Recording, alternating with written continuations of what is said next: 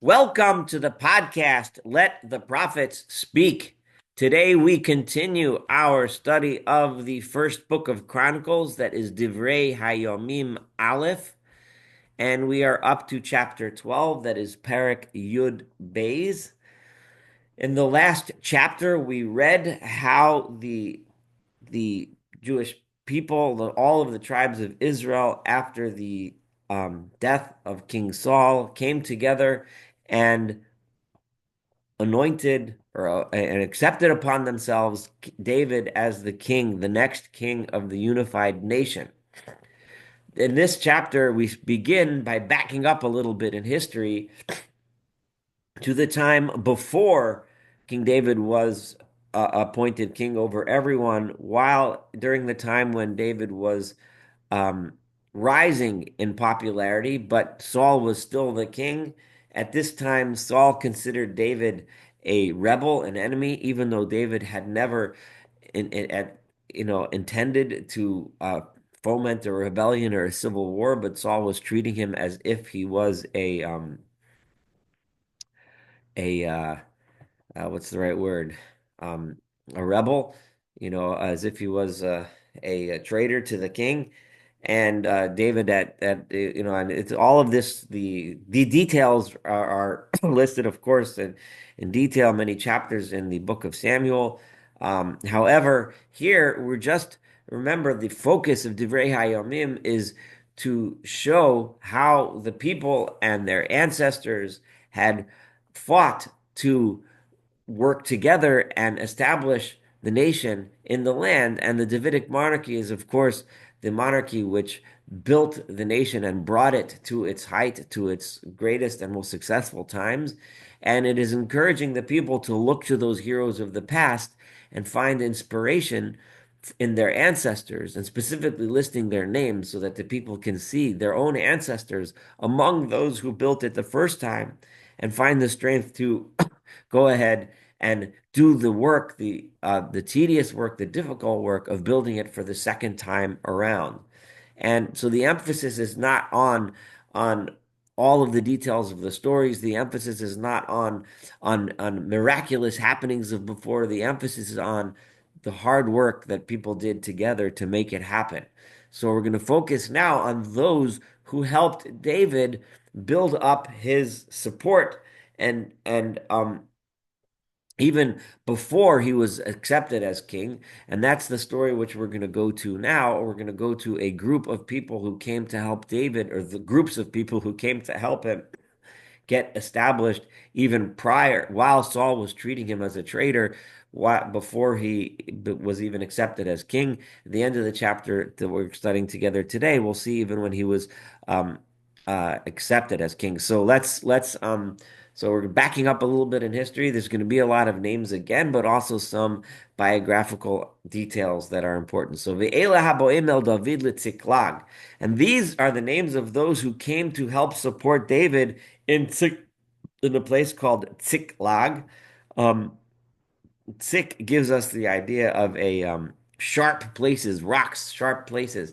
Imagine the terrain. Those of you who have privilege to be there, the terrain of the Judean desert in the Dead Sea region, very rocky cliffs, mountains, etc. This is the area in which David was hiding at this time. And he was hiding Atzur, he was hidden mipnei Shaul ben Kish, hiding from Saul, the son of Kish. Vehema b'giborim, and these people who came to support him, these were the heroes, the powerful heroes, Ozrei HaMilchama, that helped fight wars. Noshke Keshes, these were people who were armed with bows, maiminim umasmi'ilim bo'avonim, people that were able to use both of their hands to sling rocks. They were skilled slinging rocks. Slinging rocks was an incredibly powerful weapon in those days of war. Someone who can sling a rock. It's not a slingshot like with the rubber band like you think of today. They would swing a cloth with a rock in it around until it built up a tremendous amount of momentum and release the rock at exactly the right time to aim a very powerful projectile. And they were able to do it with both their right hands and their left hands, which made them especially effective at war, uvachitzim uvakoshes, and they were skilled with arrows, with the bow, me'achei Shaol mi Binyamin. And these were people that were of the Benjamin, Binyamin tribe, from the brethren, from the families that one would have thought would have been supportive of their fellow kinsman Saul, but no, they already realized at this time that Saul's days were numbered and that David was going to be the king, and they came to support him. Harosh, the head of them, and I'm going to go through some of these names quickly. Achiezer v'Yoash b'nei Hashma'ah Givati, Viziel v'Felet b'nei Azmavet uv'Racha v'Yehu ha'Antoti. So these are people from Giva. Giva was Saul's place. Anatot was a place, a priestly town, which comes up a lot, famous for, of course, being the place where Jeremiah many years later was going to be from. V'Yishmaya HaGiv'oni, and also Yishmaya from Giv'on, Gibor Bashloshim V'ala Shloshim. He was leading the band of 30. This is a famous band of 30 warriors. V'Yirmiyah V'Yachziel V'Yochanan V'Yozavot HaGederati. They were from Gedera, a town which exists to this day. So these were their names. El Uzai v'Rimot Uvoalyo Shmaryohu Shvatyohu HaCharufi. They were from Charuf. El Kana v'Shiyahu v'Azarel v'Yoezer v'Yoshav Am HaKirachim. These were Korachites. It's interesting because the people from Anatot were Kohanim, were priests. One wouldn't think of them necessarily as warriors. These people we mentioned here, they're Korachites, meaning they were Levites. Also, one wouldn't think of them as warriors. It could be that they just were warriors anyway, despite being Kohanim or Leviim, or maybe they were. Some suggest that they might have been here as joining the battles as chaplains, so to speak, of some sort. But I think that's a little bit of a stretch. But who knows? Maybe Vio Elav Uzevadia b'nei Yerocham min Hagidor. They came from Gidor. And now we're going to focus on Min Hagodi, and from the Gadites, okay, from the people of God, Nivdalu el David, people that separated themselves to follow David. So Nivdalu means they separated themselves from Saul's forces, from Shaul Hamelach's forces, in order to then go and join David's forces. Remember, we backed up in history. This is from the last chapter. We're backing up to the time when Saul was still alive, and David was considered an enemy of the state by Saul. So and they came and joined David la mitzad midbara, to the mitzad. A mitzad is many of you might be familiar with the most famous mitzad of all, which is mitzada. Today, mitzada, it refers to a mountain fortress in the Judean desert along the shores of the Dead Sea, famous for the site of the last stand of the Jewish soldiers at the end of the Second Temple period against the Roman Empire. It's a majestic fortress. It's incredible. It's a very popular tourist site and a very important archaeological site. But a mitzad is a rock like that, is a rock fortress that stands in the desert. So mitzad midbara means a mitzad in midbar. David was on one of those mitzadot, one of those rock fortresses, which was a safe place to hide out against Saul's forces that were looking for him. Whether or not it's remotely possible that he was even on that same hill that nowadays we call Mitzada, but there's no indication of that. We don't know that. It could have been at any one. If you in the area, you can see that there's that's the terrain of the area. That entire region has many Mitzadot like that. So they were Gibore Hachayil. They were heroes, powerful warriors, Anshe Tzava. Lam men ready for war. Orche Tzina Varomach, the people, they knew how to handle a tzina, which is a shield, varomach, and a spear. Ufnei aryeh pneihem, they had the face of a lion.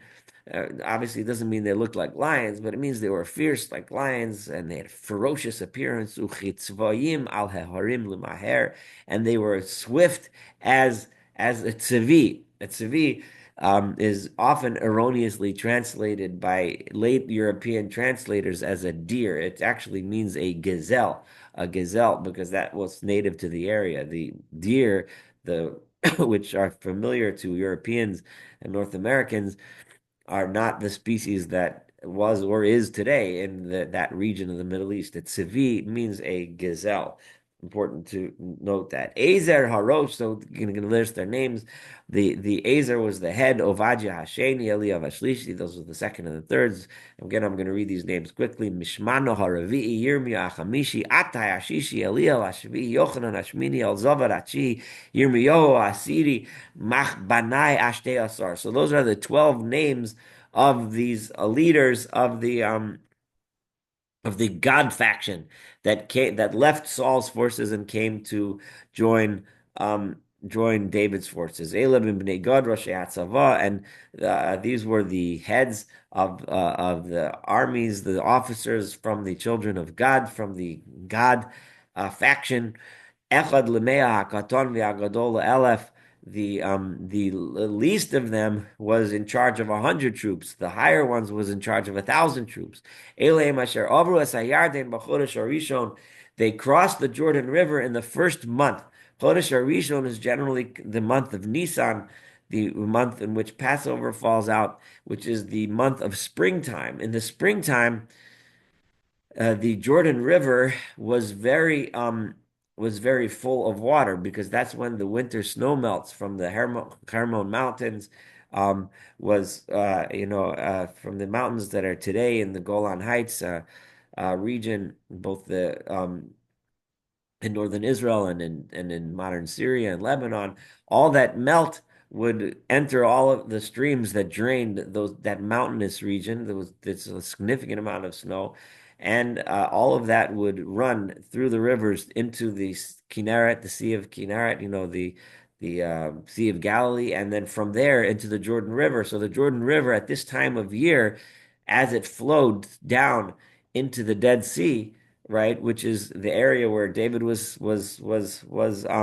hiding, was full of water. It was the most difficult time to traverse, to pass over that Jordan. It took a lot of guts to try to cross the Jordan when the water was full and rushing.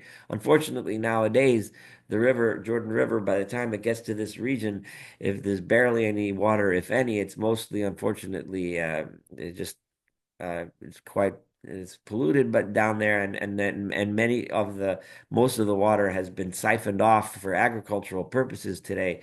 So there's barely any water, actually, if any, water flowing into the Dead Sea at all. But in those days, it was a rushing, huge river as it came. And these people crossed the Jordan River during that month, when the Jordan River was running over all of its edges. Vayavrichu et kol ha'amakim, so in other words, that's what they did in order to get to David to join him. They risked their lives, but they crossed the river at a time when most people wouldn't, and they chased away all of those that lived in the valley that were trying to stop them. Presumably, these are people who maybe were supporters of Saul and wouldn't have wanted these soldiers to join David. They chased them away. La Mizrach al scattered them both to the east and to the west. It's not so much that where they went; it's just they scattered them hither and there. By Avomim David, so those were the Gadites, because remember, God lived on the other side of the Jordan in what's today modern Jordan. So to join David, they had to cross the Jordan River. And also some of Benjaminites and Judahites, right, also came to join David in at the Mitzad, at his desert fortress. So when they came, this is another group. Vayetze David lifneim. David went out to greet them. In other words, he heard, or he was told that they were coming to join him. And at this point, David did not know, right? Are they coming to fight him? In other words, are they supporters? These are Bnei Benjamin. They are Benjaminites. They could very well be Saul's supporters. Even the Judites could be Saul's supporters. So what does David do? So he himself led a party to greet them, to meet them as they approached his mitzad, his hiding place, his fortress. Vayan vayomer lahem, and he said as follows: Im l'shalom batem elayla azreini. If you are here in peace to help me, in other words, you're coming to help me, you're on my side. Yeh li alechem levav liyachad. Then I have, together with you, I will make, you know an agreement with you, and we will all work together with one heart, all as one unified team. But but if you're here to trick me, if you're here to infiltrate, find out, to case the area and go back to Saul and tell him where I am and to help him find my weaknesses, etc., to fight me down. Below Chamas bekabai, even though I have not done anything wrong. In other words, I know that Saul is accusing me of being unfaithful, but I never was. I was always his supporter. I have not done anything wrong. Then may the God of our forefathers judge between us, right? In other words, that then if you're here to harm me, even though I don't deserve to be harmed and I never did anything wrong, then may God's judgment be upon you. And obviously, let's not make common cause together. So at this point, among the groups, there wasn't any particular leader who there was groups of Benjaminites and Judahites that were all coming in this group. So V'ruach lovshu as Messiah. At this time, the spirit enveloped or grabbed a hold of Amasai, who was Rosh Hasholishim, who was the head of the officers or captains. Now, whether this ruach is a spirit of God, which would seem to be, Yehuda Kiel, who writes the Tanakh series book for Divrei Yamin, the Mosada Rav Kook, the Das Mikra Tanakh, which I use extensively in my preparations. He records, understands this to mean the Spirit of God enveloped Amasai, the Holy Spirit. And we see many Mefarshim, many commentaries, many traditional commentaries, and I found a few Rabbeinu Bechai or Rabbeinu Bachya on Devarim and Sifsei Chachamim in Bereshit. In many places also understand and use this as an example of the Spirit of God uh, uh, grabbing a hold of Amosai, which may explain a little bit. The traditional commentaries, though, here in on Divrei Yamim, like Rashi and the Radak and Mitzudos, understand this as not so much a spirit of God, but just the spirit of excitement, the spirit of leadership grabbed a hold of Amosai, Rosh Hashanah, and he came forward and he didn't wait to look around and make a council and discuss what to do, but he just was grabbed a hold of spirit. And either way, you understand this ruach that was Lovshat Amosai. It's important because how does David know that whatever he's about to say, which we're going to read together, is the truth? Right? And sometimes you can just tell by the way someone speaks. So that spirit of God or that spirit of excitement was so convincing that David knew right away that he was telling him what he was telling him was not some kind of trickery. And he said as follows, L'cha David, we are with you, David, V'imcha ben Yishai, and we are together with you, ben Yishai. He repeatedly said it in an emphatic way, so that David would be convinced that he was genuine. Shalom, shalom lecha. Again, he repeated, peace, peace to you. Vishalom lo'ozrecha, not just to you, but peace to all of those who are there to help you. Ki azarcha elehecha, because we know that your God is the one who is at your side. He is the one who is helping you. We know that God is with you, right? Amasai understood by saying that what he's saying when he says God is with you is we realize and we understand that you are not guilty, right? You're not guilty of anything. We know that the righteousness, the right is on your side. Vayikablem David, and David then accepted them. Vayiteneim b'rashei hagedud, and he appointed them in charge of his armies. So there was something about what Amasai said and the way he said it, which was so genuine and so real that it was convincing. And when we look in our own lives, we know how important this is. So many times people can just say things in a way that we're convinced. And that is and when it's Ruach, the Spirit, grasps a hold of him. So now that we have this story, Umi Menashe, and from the people of Menashe, also going just like from God, also the people from the other side of the Jordan, also Naflu al David, also came and joined the David again, Bevo and Pelishtim al Shaul. When there was a time, a story, I think it's chapter 29 in Shmuel Aleph in the first book of Samuel, which tells the story how David had to hide among the Philistines, and then the Philistines went out to wage battle against Shaul, against Saul. And David was kind of in a conundrum. Is he going to help the Philistines against his own people? And there were people from Manasseh who helped David at this time in history when they were going out to war against Saul and Muhammad. Velo Azarum, but in the end of the story, David did not actually help them at war, and he was saved by the bell because the Philistines themselves thought to themselves, well, maybe this David isn't really loyal. Kiva Eitza Shilchuhu. They sent David away after they took counsel among themselves. Sarnei Pelishtim, the leaders of the Philistines, Lamar saying, "Barashenu Yipol el Adonav Shaol." We know that this David was one of Saul's generals. He's gonna pretend to fight for us, and then he's gonna go join his old master Saul. The story and more details about the story are referenced in the book of Samuel, but over here it's just making this point that David never actually did help fight against the king of the Jewish people, against the Israelites themselves. Belechto el Ziklag, and when he was at the place of Ziklag, that is when Naflu Alavi Menashe, the people of Menashe, many of them joined him. And who were they? Adnach v'Yozavad v'Di'ael u'Michael v'Yozavad v'Elihu v'Tziltoi Roshei Alafim Asher Menashe. These were the heads over thousands of troops, like battalion size, that were part of the tribe of Menashe. The Hema Azru of David al Gadud, and they helped David over the troops. They helped him. They were with him. They allied themselves with him. Kigibore Chayal Kulam. They were all great warriors and heroes. Be'yusar Matzava, and they were officers in his army. Kila at yom biyom, because what happened day in and day out, all the time, constantly, right? Yavo el David Azro, people were coming to David to join him. So it's saying that all of these people joined David. All of you can look back to your history and see how this swelling of support came to David, which eventually helped bring David and make him the king. Ad lamachne gadol k'machne Elohim, until he had a tremendous camp of people as vast as the camp of God Himself.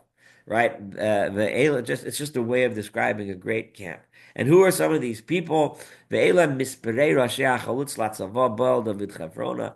these are the numbers of people who came ready for war to David in Hebron. Now we're back to the point in history where we were before we started this chapter, which was the time after Saul's death, when they came to Hebron, in order to bring the kingdom of Saul and hand it over to David after Saul and the terrible incident where he committed suicide, which we read about 2 chapters ago. And who are their names? There's a lot of names here. I'm going to go through it quickly. Bnei Yehuda, from the people of Judah, Nos Eitzina Varomach, those who were carrying shields and spears. Sheshes Alafim Shmona Meos Chalutz Tzava, 6,800 soldiers. Bnei Shimon Gibor Echal, from the Simon Latzava Shivas Alafim Umea, that's 7,100. Bnei Halevi, from the Levites, Arbat Alafim V'Sheish Meot, 44,600. Yehoyada Hanogidli Aharon, Yehoyada, who is chief of the Aaronites. So these are priests. We mentioned a little bit earlier in the same podcast today why the Levites and people from Aaron were there. We discussed it already. The Imo Shloshes Alafim Mishvamios, there were 3,700. Tzadok Na'ar Gibor Chayil, and Tzadok was a well-known young man who had distinguished himself already in his abilities in fighting. Uveis Aviv, and his father's family, Sorim Esrim Mushnaim, 22 officers. And Bnei Binyamin, from the Benjaminites, Achei Shaul, who were those who were the family of Saul, Shloshat Alafim, 3,000 of Yad Heina Mar Bisam, and they, until this point, they were the mass of them were Shomer Mishmeres Beis Shaul, were those who were guardians and appointed officers in the house of Saul, but now they came to join David. Ephraim, from the Ephraimites, Esrim Elef Ushmona Meos, 20,800. Gibor Chayil, Anshe Shemos Lebeis Avosam, each of them were well known among their families. Umechatzi Mate Menashe, and from the half tribe of Menashe, Shmona Asar Elef, 18,000. Asher Nikvu B'Shemos Lavo Lamlechas David, who were designated, who were mentioned by specific name to come to make David the king. Ubnei Yisachar Yodei Bina La'itim, and from the children of Yisachar, who were the Yodei Vina La'itim, those that knew and understand how to interpret the times. So ladas maya asay Israel, in order to know that which people would do. So this could be they read the stars and knew when it was appropriate times to do things. It could simply mean that they were Yoda Avina, they were smart and they understood when, and they were able to give advice. So the Bnei Yisachar were those that were educated and understood when how to give advice. When is it a good time to go to battle? And so they were like advisors.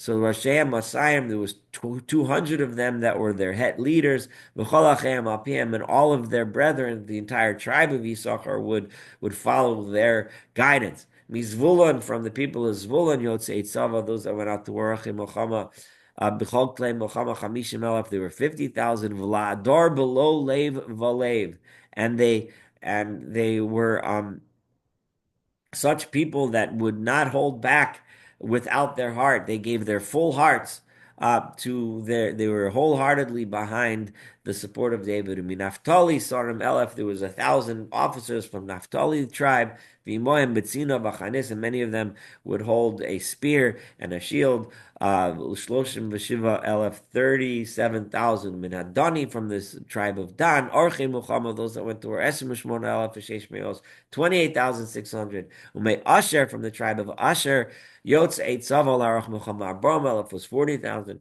Ume'ever Layardin min Haruven, even Hagadi v'Chatzi Shevet HaManashe, from the other half of the tribe of Menashe, and the Reuben tribe and the Gad tribe from the other side of the Jordan. B'chol Klei Tzaval Milchama, from all of them, Mea v'Yesr Melech was 120,000.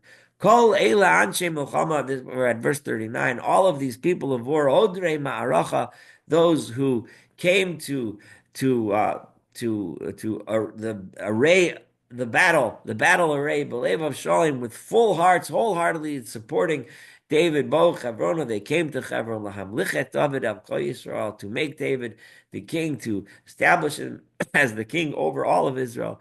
V'gam kol sheirit Yisrael, and all of the entire Israel, Leva Chad, they all together in full unity came lahamlichet David, to make David the king. This is a very important verse because it's telling us, it's portraying the people as unified and all together making David the king. Vayushamim David Yomim Shlosha, and for 3 days they spent there in Hebron with David. Ochlim v'shosim, eating and drinking, ki echinu lehem achem, because their brethren, presumably those resident in Hebron, had made feasts, prepared it for all of the guests that had came for this wonderful occasion.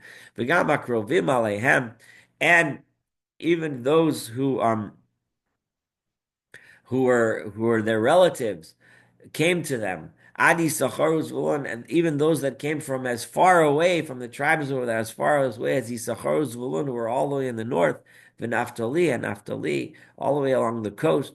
Meviim lechem b'chamorim, they were bringing bread by on the donkeys, uvagmalim, uvapradim, and on mules and on camels, uvabakar, and on cattle. They loaded them up with all kinds of goodies, all kinds of food, ma'achal kemach, baked goods, and develim, and cakes of figs, vitzimukim, and dried fruits, v'ayin v'shemen, and wine and oil, bakar v'tzon, and a lot of meat from cattle and sheep, larov, so much kisimcha b'Yisrael, because there was tremendous joy in the people of Israel.